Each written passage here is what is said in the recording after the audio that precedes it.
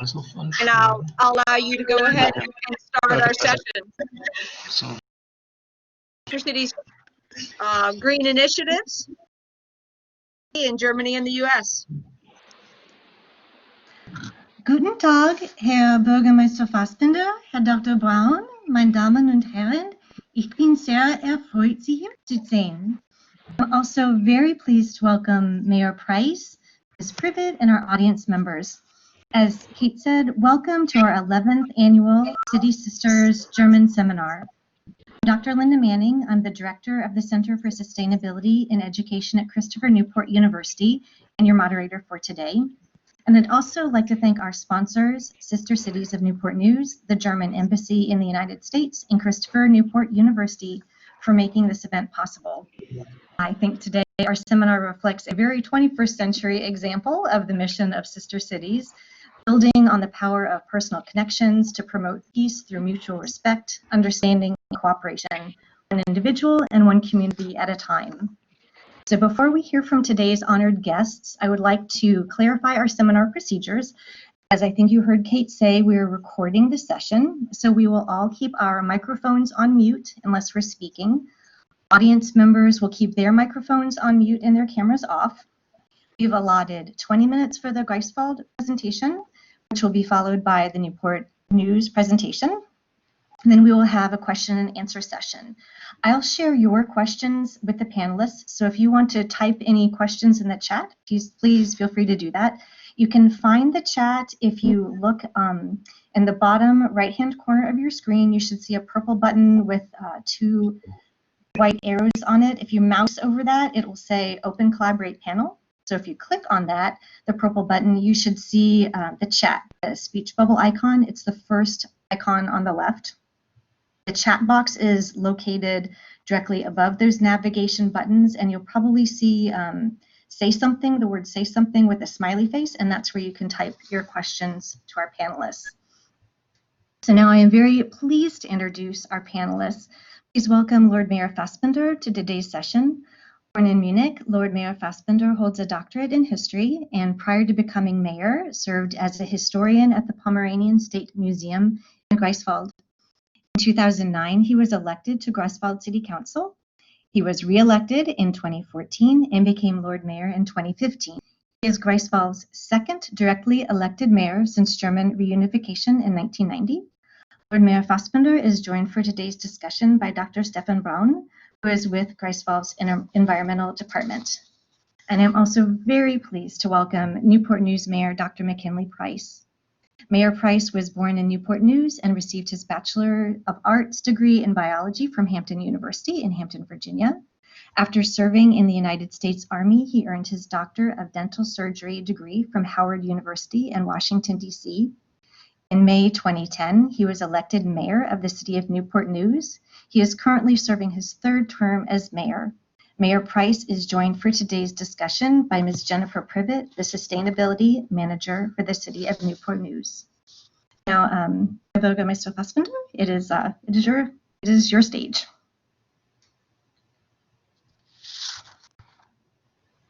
Yeah, thank you very much for the introduction. I'm really happy to see you. I'm really greeting my colleague, Mr. Price. But unfortunately, these times, these times. Normally we are eager to meet, to cooperate, to work together, to discuss, even spending some nice hours together, drinking a beer. That's all not possible in these times. But on the other side, I'm very happy, I'm very glad that we can meet in this way. And the technical possibilities make it possible that we meet in this way. And I can assure you, it's not only the long distance what is a problem. Even our discussions with Poland, only 100 kilometers away, we do it this way. So we are sure we don't stop working together, and we tried this way to work together. And so I'm very happy to have with you this panel discussion to exchange some ideas. We are here in Greifswald since many years on our way to we call it Green Greifswald. It's not the political meaning, it's the ecological meaning, it's the energy meaning. In the first years, climate protection was the main topic, but the last 2 years we took a wider approach we try to make a sustainable Greifswald. Now our approach, climate protection is one part of this sustainable Greifswald. And we are very proud that we were nominated for the German Sustainability Award last year, or this year, and we were one of 4 from the last round, so we are very proud of this. Our goal, and we will explain it later on in more detail, is change by design and not change by disaster. So I'm very interested to hear from you. Thank you very much.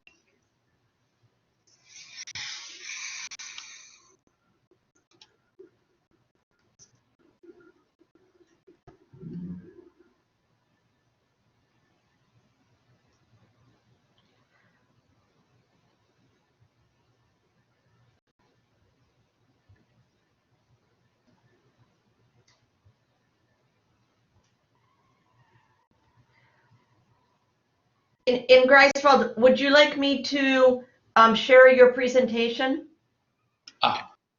Okay, yes. We go on. Jetzt dürfen Sie loslegen. Mit der Präsentation. Ja, die haben die ja. Ach so. Ja, okay. Okay. Yeah, so thank you from my side also for inviting us for the panel discussion. So also thank you for Mr. Price and Mrs. Privet, Mrs. Manning, and all the other people dealing with this discussion. So can you change the slide, or I can use it my own? Yes. Okay. So it's our target just to. For my feeling, just to give you a feeling for what we are doing in Greifswald. So we give a general overview. So not everybody of you maybe knows Greifswald. Then I would say something to Greifswald as a cycling city. So because we also know that cycling is one of the main topic in your city. Then we'll say something to sustainable buildings. Then to our recap system. So it's a system in Germany. It's about reusable cups, and some words also to the agriculture initiative. Okay, that's a slide what Mr. Fassbinder was talking about. So this year we were very proud that we were nominated for the German Sustainability Award. So unfortunately we didn't win at the end, but we are one of 4 cities which were nominated, so one of the 4 best cities in our city class. So of course there are bigger cities like Munich and so on, they are in another class, but in the within the range cities till 100,000 inhabitants. And that was changed, slided without me. So and here again, of course, you all know. So we have 17 goals, within the United Nations goals, with 169 sub-goals. So that means it's quite complex, and every city has to deal with this thematic now, how to deal with that.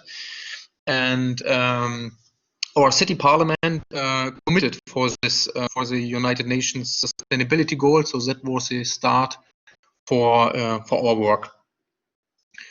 And what we did after the commitment of the city parliament is that we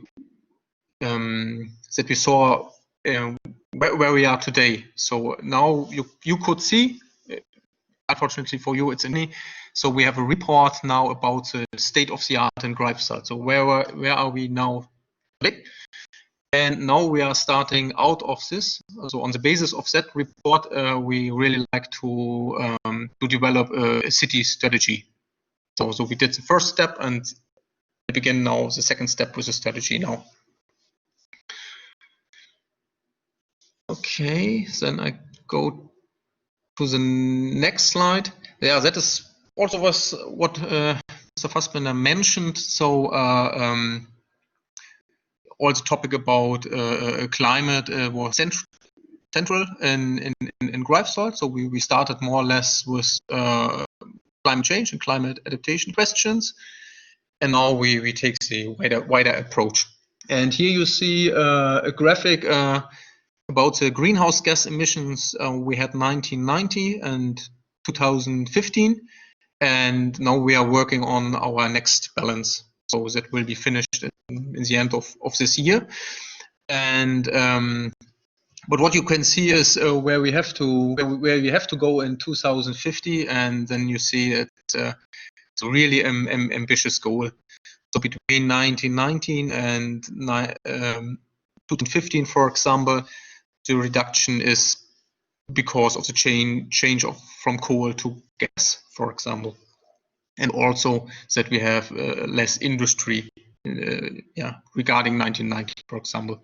And when we see how is the situation in Germany, so in Germany we have more or less about 8 ton of CO2 per capita, and in Greifswald we are about 5.6 tons per capita. But still, there's much to do till 2050. So the next slide. What is happening here? Okay, something is strange with the slide now. Well, let's say this way. So we are master plan 100% climate protection city. So that means it was a national program where 22 cities in Germany had to show how we can reach to be more or less CO2 neutral till 2050. And therefore we do the master plan, so-called master plan, 100% climate protection. And the target is to reduce the greenhouse gas emission by 95%, halving the final energy demand.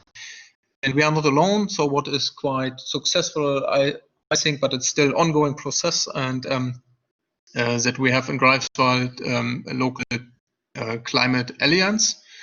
So where local suppliers, housing companies, local banks, city marketing company, and so we are involved. And there we have meetings and talking about what's going on, what should be the next steps, and so on. And next to this or belonging to this climate master plan, so we have a catalog of 55 measures and actions. So regarding really different fields like some city development, municipal buildings, mobility, private households, and so on. So different measures that we can reach this targets. Okay, then I can go to the next slide. So coming to the topic of the cycling city. So of course, cycling. First of all, you have to see the city structure. So it's a little bit different in Newport News and in Greifswald. So what's good for cycling is that more or less all inhabitants are living in a 3 kilometer radius. From the center. So you see it here, a radius of 3 kilometers, and that's it's perfect for cycling in general. And also, what's of course good is that we are a young city, so a student city, and 93% of the students are using the bike. So we can really say next to Münster, the other cycling cities. So we are the most leading cities regarding cycling. If you see the model split, so that means the amount or the share of weight done by bicycle. So the highest values you have in Greifswald and in Münster. And what you can see at the right picture. So we had a little, or we still have a little European project, and it's about cargo bikes. And cargo bikes is a famous topic now in Germany in general. So there are a lot of cities. They give money for buying bicycles, for example, for the trade, for example. And due to this project, we could establish a little free cargo bike system. So you see our town hall in the background, and the city information center is in downstairs. It's within the town hall, and there we have, for example, one bicycle, and every inhabitant, every guest, so can rent this bicycle for free, and rent this bicycle, and that's quite good. And we heard from the first people and inhabitants that they say, oh, that's a really nice idea, and I buy such bicycle for my own. Okay, then what's also quite good regarding to cycling city. So our local supplier, so they started once a year, so-called. I don't know if it is the right word, like cycling party, like cycling festival. So one day all about bicycles, let's say. Yeah, it's about races for children and also for professionals. Sports, but there are also a lot of other things. Yeah, every sports clubs and so on, they can present themselves and so on. Yeah, also a lot of activities for children, like you here see, for jump at the right picture, like jumping for children, also music with a lot of bands and so on. So that's quite nice that we have. It's the 1st of May every year. Bicycles and it's the main point in Greifswald.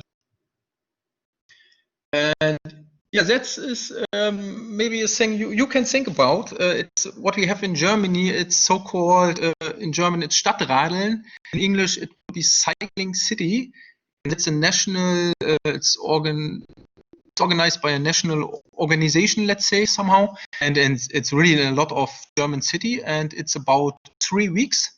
We have it the first 3 weeks in May, now every year. And yeah, that means people, families, but also companies, they can join this cycling, city cycling. So you can found some teams. So for example, in 2020, we have 75 teams with 925 people going by bikes, and also the politicians. So they can join. So they are extra category. So if you are sitting in the city parliament, you can use that. And they all track more or less, or they put into the website their kilometers they joined this 3 weeks by going by bicycle. So in the end, okay, they calculate out of this kilometer that it was more or less 28 tons per CO2 emissions saving through cycling. And what is quite good, since 2 years, I think it's possible that worldwide cities join this cycling city event. So if you have an interest in that, you can join, and you would be the first American city joining this city cycling. It's more or less just German cities at the moment, but 2 years ago, our city partner in Brazil, they also joined the city cycling, and they liked it. So maybe you think that could be an approach for you. You're welcome. Okay, so next slide. And so okay, I can see two pictures, of course, in the end. So there will be some prizes, yeah, for the teams, and here you see Mr. Fassbender. So and he gives the prizes to the winner, yeah, to the winner teams who had the most kilometers, for example. And every year we have a really nice pokal, so really individual designed by our youth art company. So now we come to the next topic. It's sustainable building, and that's what you can do as a city, and what's quite successful, we think. So we have a decision by our parliament that all our city buildings, we build our own. Yeah, they were built after criteria of the German Sustainable Building Council, and that means, so I can translate it here, for example, about ecological quality, economic quality, but also socio-cultural functional quality, for example, because Here you see the picture. It's our school. Yeah, it's a Käthe Kollwitz school in Greifswald. And if you come to Greifswald, we would like to show you, of course, also this school. And of course, so it's you haven't won something if it is from ecological point of view very good, but you can't learn within the schools, and it's senseless, I think. So social, cultural functionalities that you have. Yeah, a really good possibility for learning, for example. So that's also interesting here. The building of the new buildings, it's in another department, so it's not directly my part. But if you are interested more in detail in this topic, of course, we can send you later some more information about that, or I can ask my colleagues about that.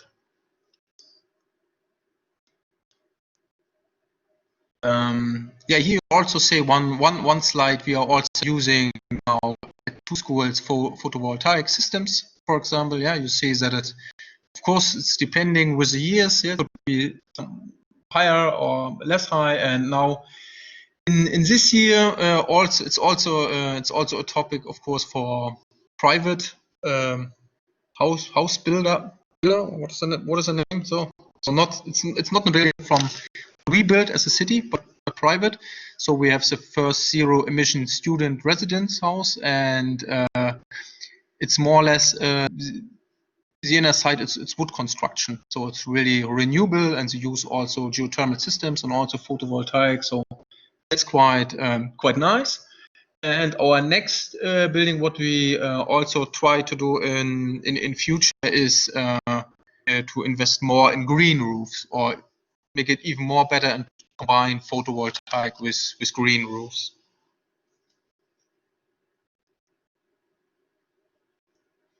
Okay, and that's now the third topic.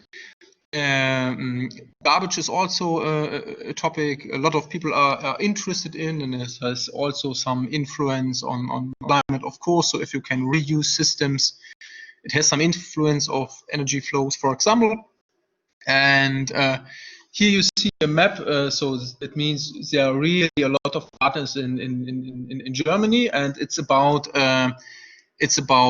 cups for coffee at the moment, and since 2 years or so. So we have the system. So we have more or less 20 partners in Greifswald, where you can get the Greifswald recup with an individual design. So if it would be bigger, you could see. So there is a silhouette of Greifswald, and I think it's quite successful. And of course, you could also join your coffee here and bring this, go by train and give your a cup back in Berlin, and then it would be some marketing for us. So that would be also no problem for us if we change some cups.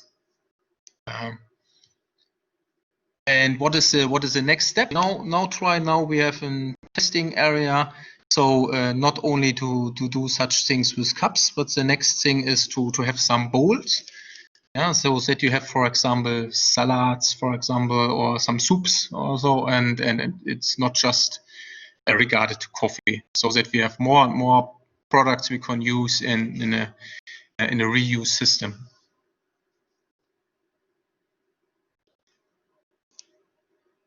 Okay, and last topic here would be agriculture. Of course, land use.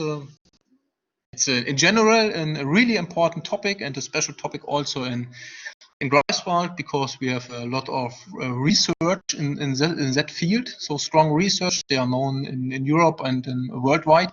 They are interested mainly in Myers, for example, and if you re-wet areas, for example, you can reduce CO2 emissions from land use, for example. So that's a quite interesting and, of course, important topic.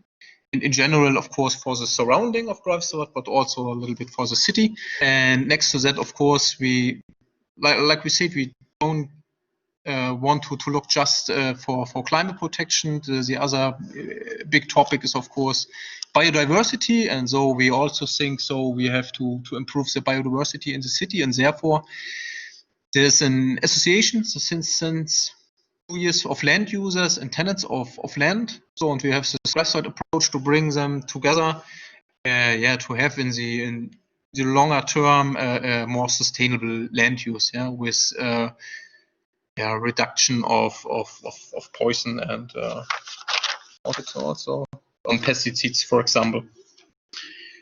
Okay, but it's an ongoing process to be in contact with the tenants, and so that's not what we can solve from today to tomorrow, but step by step we getting better there. So and last but not least, what are we doing for our own? Of course, that's what we have the fastest influence as a city.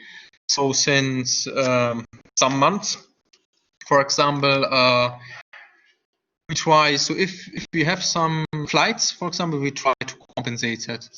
We have not many flights, but if it is necessary, or if we would visit you, for example, we would compensate that. So, and that's the first point. So the point would be that we now beginning changing also our municipal fleet. So we have 2 cargo bikes, for example, now in our fleet, and now we have our first 2 electric vehicles, so that we get a more greener fleet. And the third point is that from the beginning of next year, we will using 100% green electricity, so that we can show to the inhabitants and for all guests that we like to be forerunner.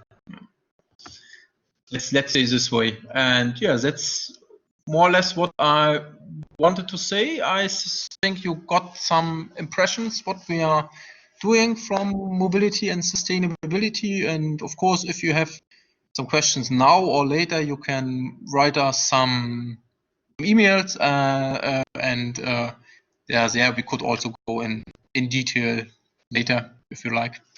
So thank you from my side, and I don't know if Mr. Fassbender will. So we can go on. Excellent. Danke sehr, Herr Dr. Braun. This was all very interesting. I would thank you for your presentation, and we'll have questions at the end, although please pay attention to the emails. I'm sure if you want to send them an email directly. We have now, I'd like to welcome Mayor Price for some comments, and Ms. Privet. Good morning. Can you hear me? I can hear you just fine, and I'm looking for Lynn Lambert to get you up on the big screen. I see a tiny you. I want to see a big you. Then can you stop? There we go. Wonderful.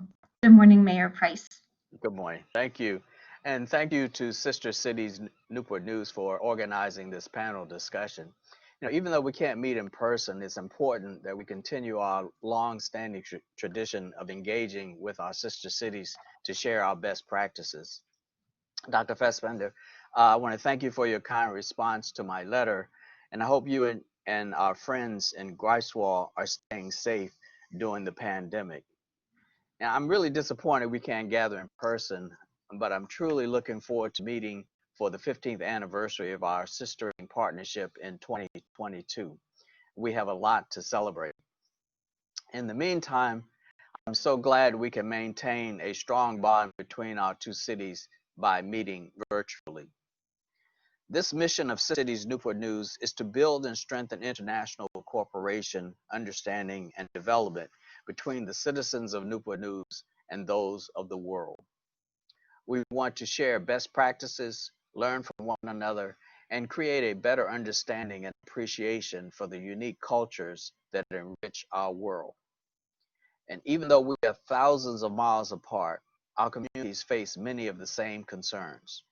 Environmental protection and sustainability is a topic discussed worldwide, and I'm glad Sister Cities chose to focus today's discussion on green initiatives. Preserving the world in which we live has been a core value in Newport News for decades. We want to be good stewards of our natural resources and green spaces to ensure future generations may continue to enjoy them. And I look forward to a lively discussion and great information. Jennifer Privet, the Sustainability Manager for the City of Newport News, is now going to share the work we are doing to make Newport News a sustainable community. Thank you.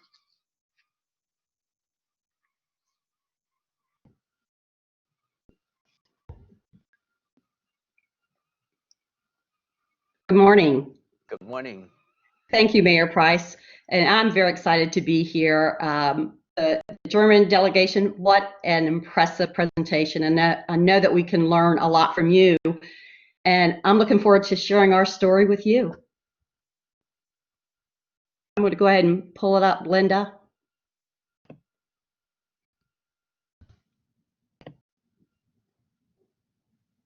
You good, Jennifer? Or would you like Lynn to? I think you got this. I think so. Let's see. There we go. Very good. Got it? Yes.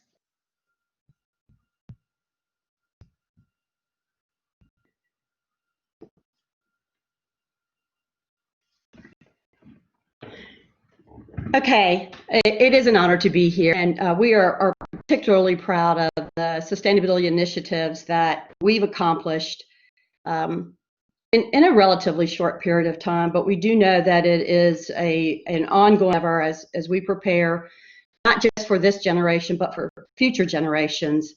And I'm going to share a little bit of our story with you. First, I do want to recognize our mayor, our city manager, and our city council for these very two important documents. The first document, One City, One Future, is our comprehensive plan. This is the comprehensive plan for 2040. And as you can see, we are looking ahead to the future, and environmental sustainability is a very important part of this plan.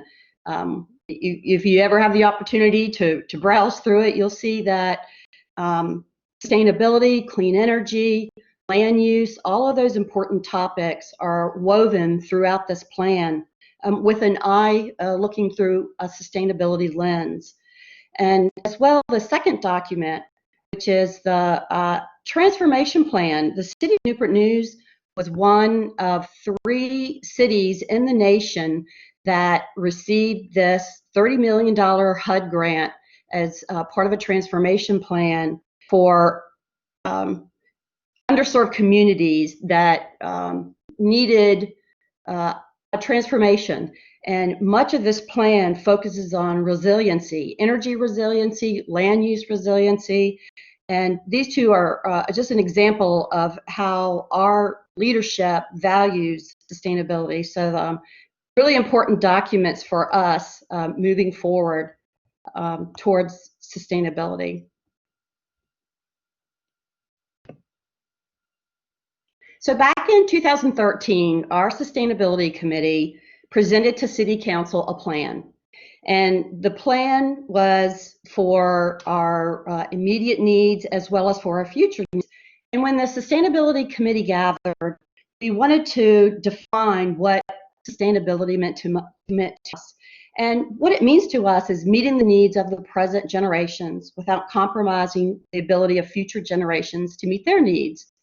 And this mirrors the United Nations Brundtland Commission definition and one that we support. And it's a 3-legged approach to sustainability, looking at the natural environment, healthy communities, economic vitality, and more specifically, the terms we use today is community connectivity, economic development, and neighborhood health.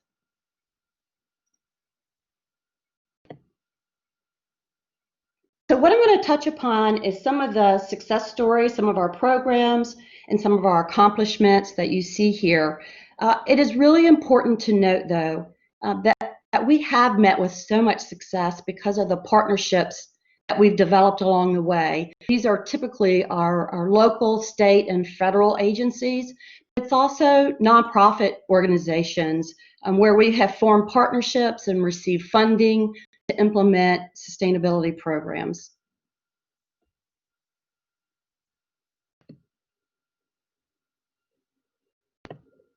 Oh, sorry, I think I went a little fast. There we go. One very important piece of legislation that was passed by our state lawmakers this year was the Virginia's Clean Economy Act. And that Act will be transitioning us into a clean energy standard with the goal of being 100% clean energy by 2050. And along with this particular piece of legislation, there were some accompanying legislations all geared to reduce our carbon footprint. I see this as being a guiding force moving forward in coming legislation, and it's certainly helped us move the needle forward. So back around 2012, right as we were defining what sustainability meant to us, we had the opportunity to take advantage of a grant that was through a state and nonprofit agency, and we received $127,000 to retrofit 27 vehicles to propane. So our first endeavor into alternative fueled vehicles was through propane.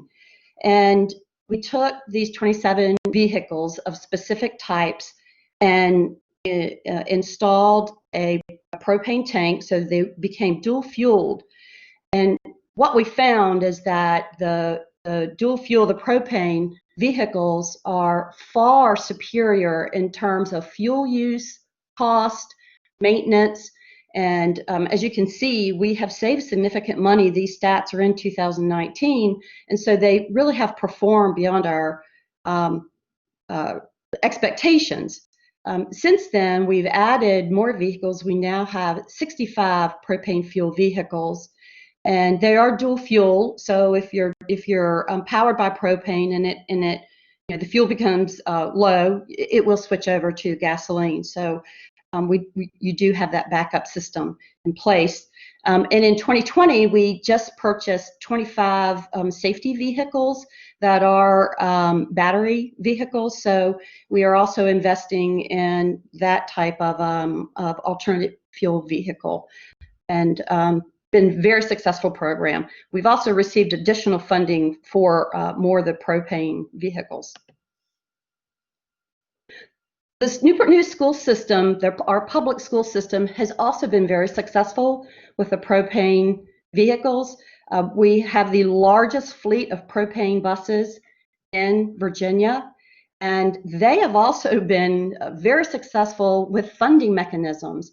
The school system was able to partner with the Environmental Protection Agency, federal agency, and they are receiving a significant rebate for the purchase of every propane bus that replaces the aging diesel bus fleet. And so that has been able to spur the transition over to a cleaner fuel fleet.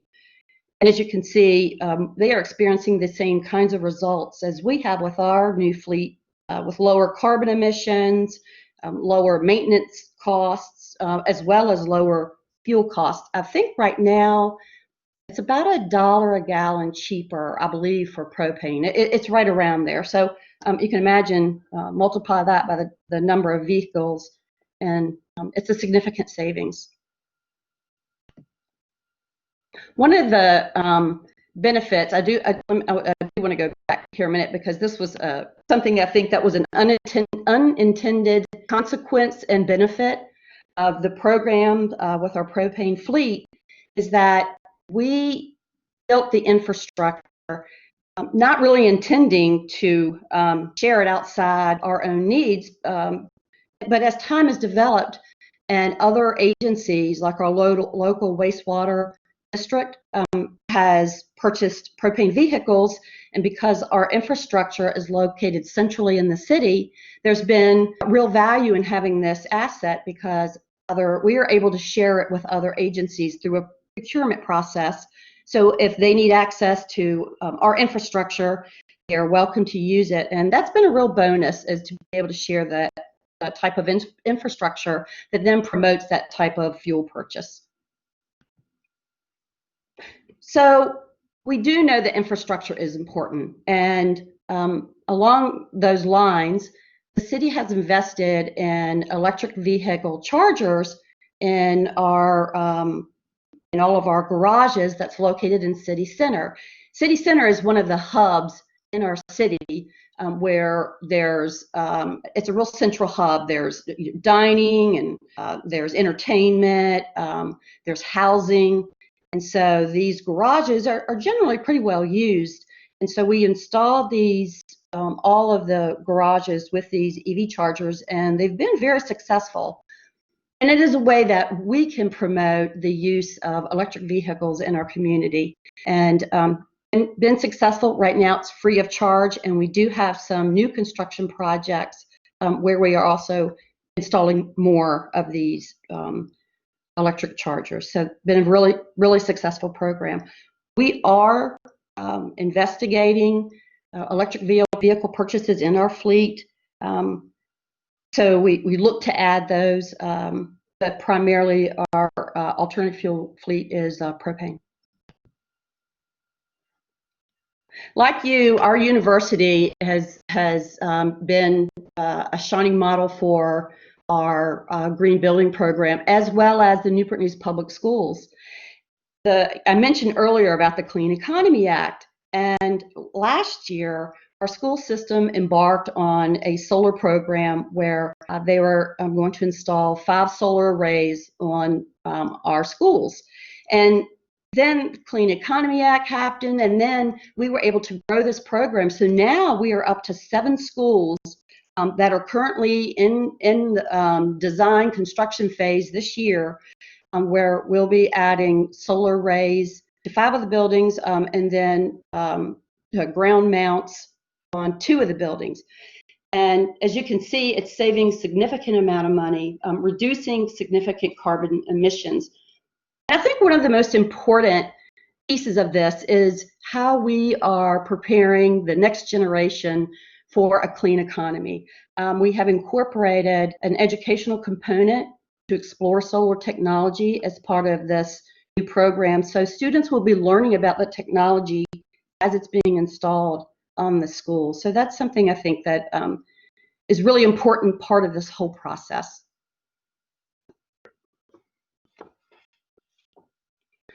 Newport News is a port city. We live on a peninsula surrounded by water, and it is an important part of our livelihood. We have this particular facility has been in operation for over a century, and it provides a marine port to the entire United States East Coast. One of the phenomena that we're experiencing in our region is not only sea level rise, but also land subsidence. So we're sinking a little bit, as well as water rising. And studies are estimating that we can anticipate a 1-foot rise over the next 50 years of sea level rise. That's sort of a reasonable estimate. So the city has taken proactive measures to protect this valuable asset. What we are doing currently is replacing some of the dilapidated bulkhead with a more solid structure. And what this structure allows us to do not only benefits us from an economic standpoint, but it also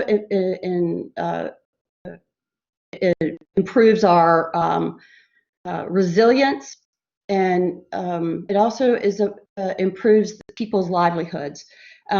So specifically, one of the opportunities through this new bulkhead is we will be having increased capacity. So we'll be able to handle more ships that can come in, and therefore spurring economic growth and economic opportunity because it will create jobs.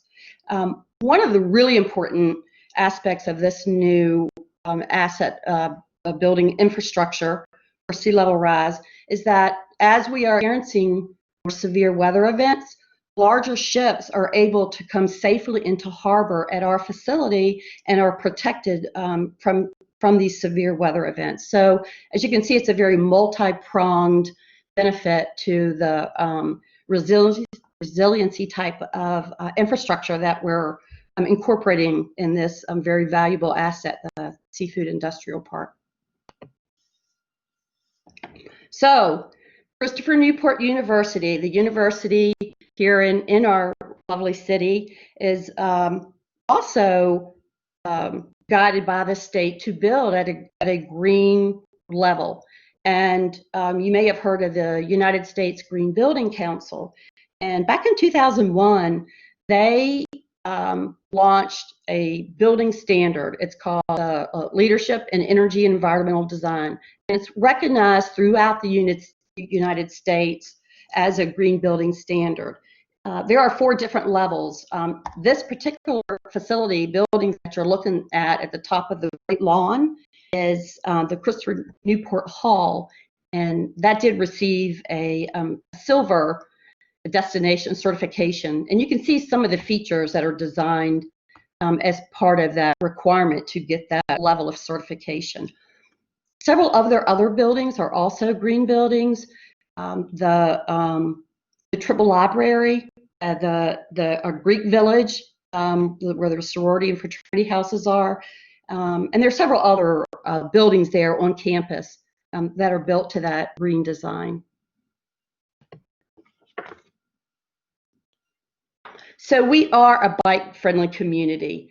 Biking is eco-friendly, and it has become a travel destination, particularly in these times when people are looking for a way to get outside, to take advantage of activities, and being able to social distance safely. So biking has become a very significant tourism opportunity, and the city has been taking advantage of that.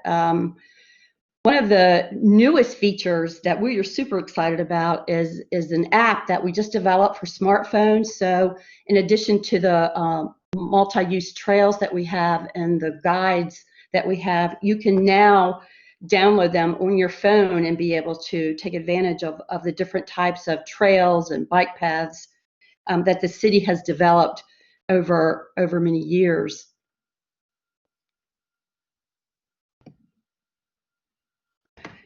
So as you can see, we do have a bit of a challenge just because of our geography. We are a very long, narrow city. We're a little over 25 miles long, mostly 3 up to 5 miles at our widest point. So from a commuting standpoint, it does present certain challenges for connectivity. But as you can see here, that with a map that indicates our lanes, routes, and trails, that is very comprehensive.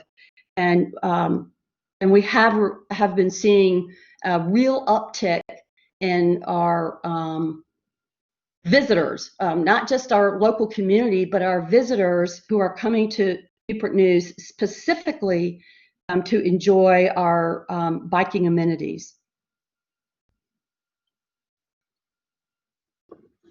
One of the partners that we've developed, the Virginia Green Travel Alliance, they're one of our nonprofit partners.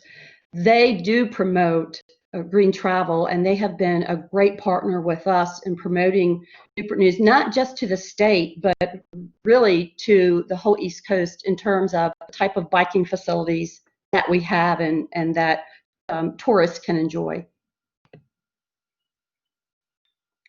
We are very proud of the sustainability programs that we have initiated, and we received a lot of acclaim. And it has been because of the support, not just of our local leaders, but also of our state leaders, and as well as the engagement of city staff from across all departments.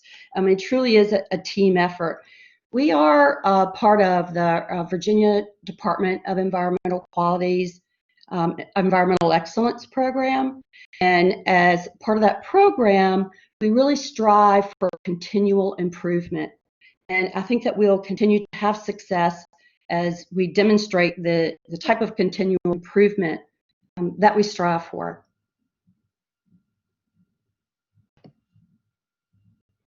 We invest in interns, and I cannot stress that enough.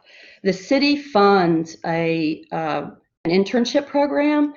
I've been fortunate enough to have hired 13 interns since I've been here with the city. Some it's been for a semester.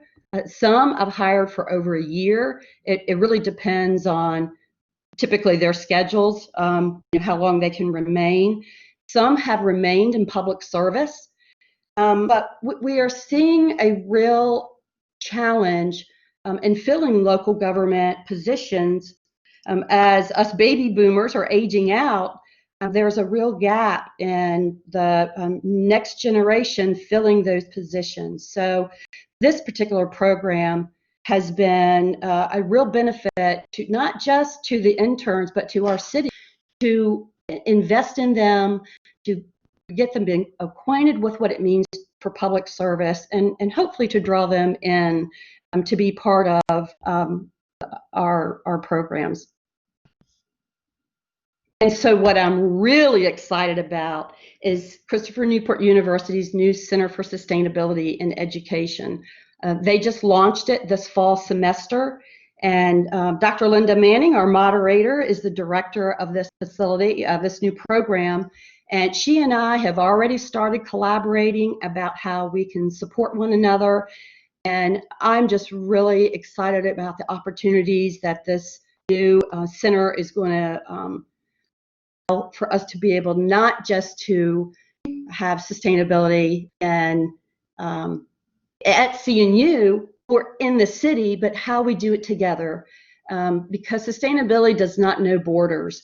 Water flows from one city to another, air moves, they don't know borders, and so I think that this partnership is going to be a real benefit to the city. So I'm looking forward to this. And Linda, when I wrap this up, maybe you have some words you'd like to share with the center. I think everyone would be interested in hearing more about it.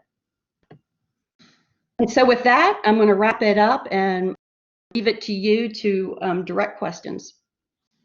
Thank you very much. This was wonderful. Hearing the stories of Greifswald and Newport News.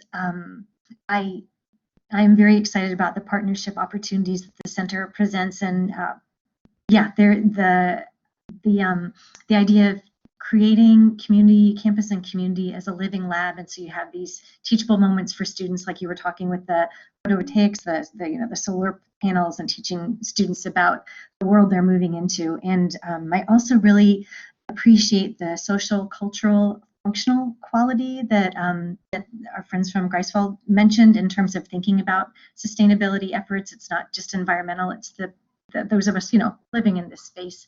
We have a little bit of time left, and I can see that I have a few questions in the chat. So I would like to start with a question to our friends in Germany from Jen Jones. She's our sustainability coordinator here at Christopher Newport University. She says, our reusable initiatives here in the United States are really taking a hit with COVID-19 pandemic. And we were wondering, are you seeing an impact in your RECUP program? And if so, how are you navigating it? Okay, so let's say in this way. So first of all, we have to say at the moment we are not the hotspot in Mecklenburg-Western Pomerania in COVID-19 questions. But now we see the last days. So Germany it's probably the same in the US. It's running the second wave in autumn. It still begins now, and we don't know where it will end.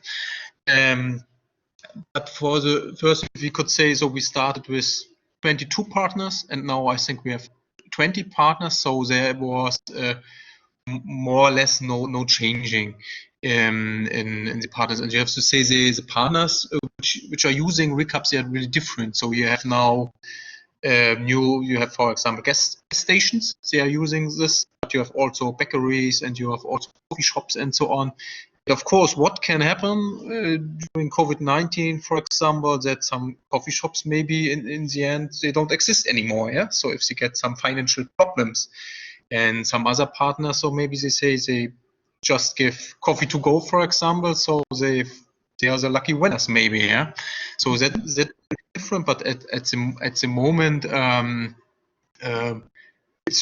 it's going on. It's a success story. So, and there was not much to do for navigating now. But what we like to do is like we say to extend this system to bowls, for example. So our what's it called? Studentenwerk. So it's where the students are eating, for example. Yeah. So in this, we say Mensa, I don't know what's the English word, Mensa also? Canteen, the students' canteen, for example, they like also to test all this bold, for example. So we really like to extend this and to support the, the partners. And regarding also to the next question, then, so what you can say, so what we started in the first round with this coffee cups. The approach was in that way that we as a city, we said, so if we can reach at the beginning minimum 10 shops in our city size, so we said with 10 we can start, and we also reached 20. That was even better. The city paid the first system fee for the first year, just for the first year, just to say, okay, so we are interested in that, and you maybe it's something for you to start, and everybody, or more or less all they stayed in the system. So they really liked this idea, and in the second year they said, okay, we paid our own.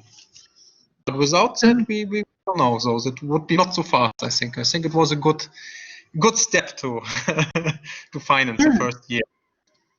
Yeah. Okay, that's smart.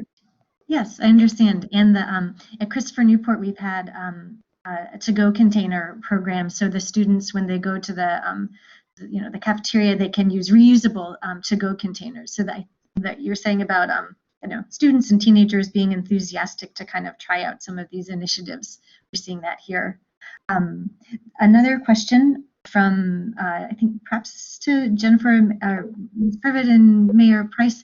How does city government justify to citizens the extra cost of sustainable building design versus less costly conventional designs? Well, in the end, I think it's the same like your approach in the US with this national council. In the end, you have to see the lifetime costs. And what you see then is in the long term, even at the end of the building for reconstruction, for example, it's not more expensive. It's at the beginning, of course, it's more expensive. But if you see lifetime, and that changes now, I think. So first, of course, you have to see, okay, I have some money today, what I can afford. But if you see the long time, then you don't have so much difference. Yeah? So I think that's the main answer to this question. Yeah. Mayor Price or Ms. Privet, do you have anything to add? I would agree with that. The long-term benefit equals out with the initial cost of it and what you're doing to the environment. I don't know if you can put a price on that. Yeah. Another question from Michael Wong, who's a resident of Newport News, is asking, are there specific emissions targets or frameworks that the cities are aligned with, for example, 50% reduction in emissions by 2030, or activities consistent with the path to limiting warming to 1.5 to 2 degrees Celsius? No, so we had a target for CO2 emission target for 2020. And now with this master plan, 100% climate protection, we have this target to 2050. But next to our city targets, of course, you have some targets on European level. So we are a member of this convent of the Bürgermeister, convent of government of mayors, and they have also a target for 2030. But it's not a target our city parliament designed. It's on this European level, and our 2050 with this 95% reduction target, it's consistent with Paris, with this 1.5 degree target. Mm-hmm.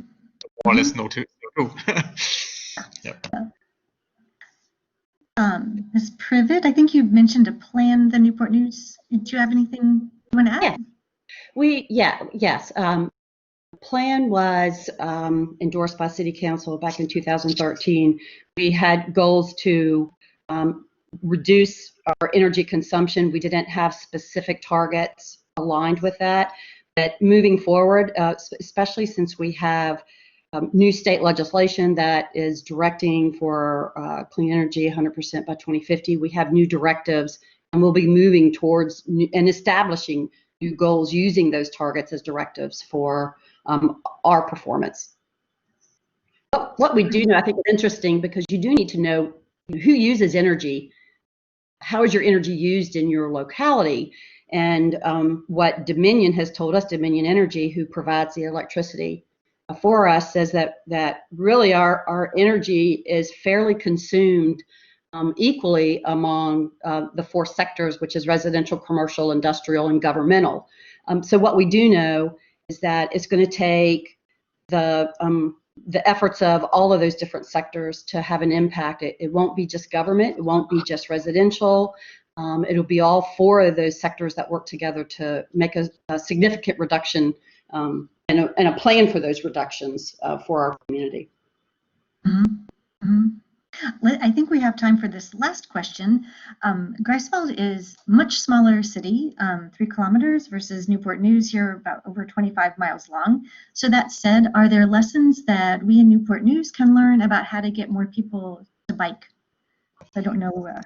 Yes, well, well, in general, so I didn't say that, but you can learn that also from Europe, let's say, in general, of course. So if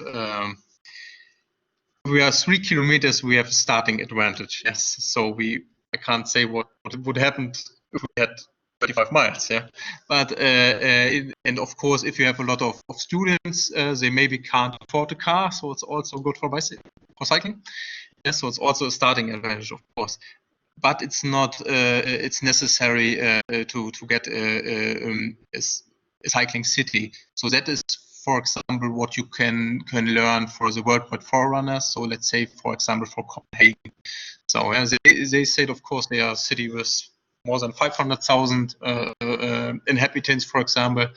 The city planners there and in other European cities, they said it's not necessary to be small in the cycling city, and it's not necessary to be a university town. So every city could be a cycling city, more or less. That's a statement of the city planners in some European bigger cities. So so not just see Greifswald, but of course it's what you have to do, or you can do is, of course, then it's more important to have this point where you can change your mobility choice, yeah, where you can change from bus to bicycle, for example. So we have a good system there, and of course, what we did like with the cycling city, really to have some offers for the population, of course. So who's not convinced today, for example. Then in the end, of course, say, okay, it's not just 3 weeks, but you can use it all time, more or less. Mm-hmm. That's good. Yeah. If you like to add something. Okay. And would anybody else, any of our panelists, like to have anything else to say? Well, I'm looking forward to, as we increase our bike trails throughout the state. I know there's another trail coming down from Richmond. We'll have more, I think, casual recreational biking. And also within our city, when we have our sidewalks that are at least 8 feet wide, which we're converting through some of the grants that we're getting, then we can share the sidewalk with bicycles. So we're looking forward to increasing that as well as we get more grants to do that. Well, I love to hear that news. I started riding my bike to campus, so it's my mode of transportation now to work. So I'm quite interested in the whole biking thing. Well, I'd like to say danke sehr. Thank you to all of our panelists. Thank you very much, Herr Bürgermeister Fassbender, Mayor Price, Dr. Brown, Ms. Privet. Katie Staggio wanted to thank our city mayors, our presenters, our moderators, and executive directors of sister cities on behalf of the board. She wanted you to know that we are looking forward to welcoming you again to Newport News. I would like to also give a very special thank you to Dr. Mazzarella, a professor emeritus of history here at Christopher Newport University.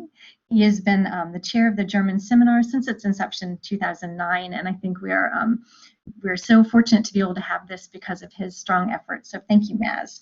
And a final thank you.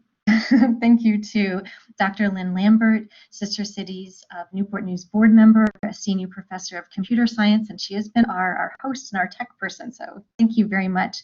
Schönen Abend, auf Wiedersehen. Enjoy the rest of your day. Thank you very much. Thank you so much. Vielen Dank auch so.